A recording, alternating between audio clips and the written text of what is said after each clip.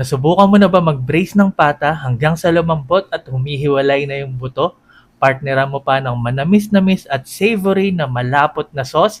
Kung hindi pa, pues madali pa to sa Easy. Tuturuan ka ni Tipsy. Let's go!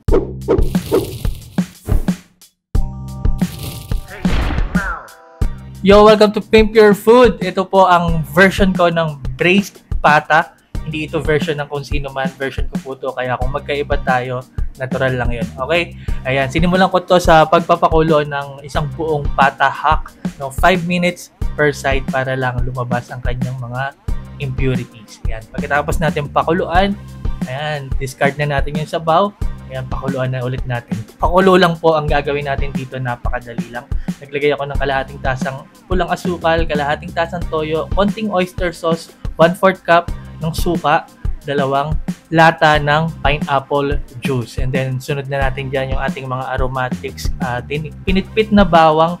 Ayan, tapos, ito meron tayong sliced ginger, sibuyas, at yan, laurel, pamintang buo. Maglalagay din ako dito ng star anise at cinnamon. At dahil nga papalambutin natin to ng matagal, papakuluan natin ng matagal, naglagay ako ng tubig. Ayan po. Pakulo lang ang gagawin natin dito. Kung gaano katagal, ang sa akin po, yung tipong napakalambot na talaga at natatanggal na yung buto sa laman. Every 30 minutes, piniflip ko lang para maganda at pantay ang ating pagkakaluto. Hindi ko nasasabihin kung gaano katagal ko to pinalambot, no? Dahil maraming umiiyak, no? Dahil malakas daw ako sa kuryente at sa gas. Ayan. Pero ayan, pwede kayong gumamit dito ng pressure cooker. Ayan. Oras na malambot na yung pata. Ayan, no? Nakita nyo naman. Malambot na ayon sa inyong kagustuhan. Lipat lang natin yan kasi sasalain ko yung kanyang sabaw. Ayan, nilipat natin ang lutuan, tapos lalagay ko na yung sabaw. Yan ang ating gagawin nating sauce. Kung gaano karami, depende na po yan sa inyo. Ayan, kaya inilipat natin ng lutuan, yun nga, sinala, at tapos ngayon, titimplahan na natin yan.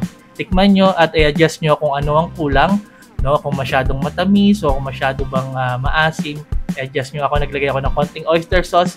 Simmer lang natin yan hanggang sa mag-reduce ng konti. At kapag satisfied na kayo, ayan, lagyan natin ng cornstarch slurry, pampalapot. Pag okay na kayo sa lapot, pwede nyo na yan i-serve. And now, look at that. O, di ba? Yan, pwede nyo na i-serve yan ng buo. Or, kung pwede rin naman yung tulad ng gagawin ko, ayan, makita nyo mamaya. I-appreciate lang muna natin yung ating pinaghirapang hintayin, di ba? Hintay lang, walang effort, no? Hindi naman nakakapagod maghintay. Ayan, nakita nyo naman ang linis. Ayan, pwede natin i-serve ng ganito, tanggalin natin yung buto kasi, ayan, nakita nyo naman, no? Ang dali na lang himayin kahit kamay nyo. Talagang hihiwalay na yung mga laman at saka yung buto. Ayan. Oras na ma-boneless na natin yan, pwede nyo na yan i-chop sa depending serving na gusto nyo. Ayan, dahil napakalambot na nga. Ayan, ibabaw nyo natin sa kanin. Ayan o. Siyempre, lagyan natin ng ating malapot na sauce. Grabe. Ang sarap sa kanin. Ang sarap kamayin, ang lagkit sa daliri, ang lagkit sa labi. Hinay-hinay lang. Ayan, sana subukan nyo to. Napakadali, di ba? Nagpakulo lang tayo at naghintay. Alam nyo naman dito sa Pimp Your Food, laging madali pa sa Easy. Maraming salamat sa palagi nyong panonood, pagtangkilik, pagsuporta at pagsubaybay. Ako po si Tipsy D. God bless sa inyo lahat. Peace!